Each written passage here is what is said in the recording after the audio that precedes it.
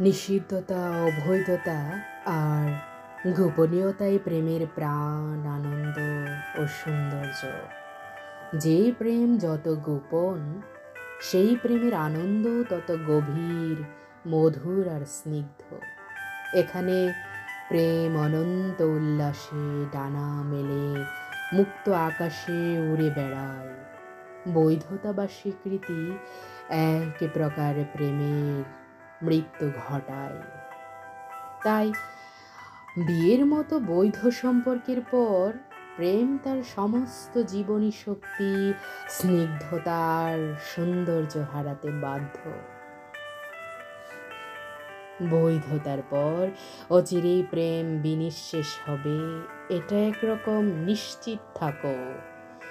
বৈধতার পর যে কোনো একটি ঘটবে, হয়তো প্রেম পর্বের বিনিঃশেষ হয়ে ভালোবাসা বা মায়ার বন্ধনে ধাবিত হবে, নয়তো কিছুই হবে না। বাকি জীবন একটা লোক দেখানো নীরস সম্পর্কে পার করে দিতে হবে। আচ্ছা, বলতে পারো প্রেমের প্রধান প্রাণশক্তি কি?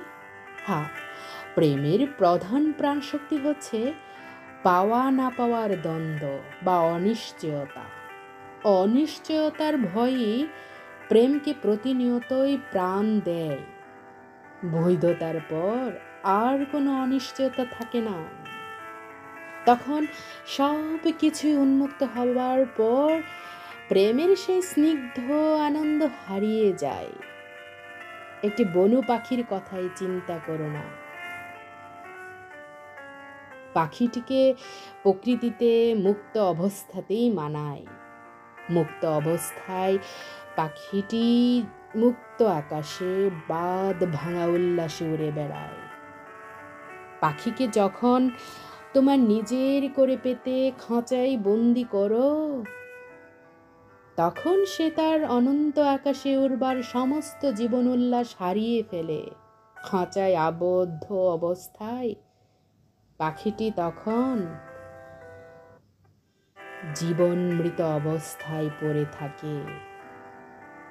পাখিটি কিন্তু এখন তোমার নিজের, অথবা একটি বনু ফুলের কথায় একটু চিন্তা করো। ফুলটিকে অরণ্যের গহীনে বৃক্ষেই শোভা পায়। ফুলটিকে যখন নিজের করে পেতে তুমি বৃন্দচ্যুত করো, তখন ফুলটি ধীরে ধীরে তার সমস্ত সজীবতা হারাতে থাকে। এক সময় ফুলটি শুকিয়ে পড়ে।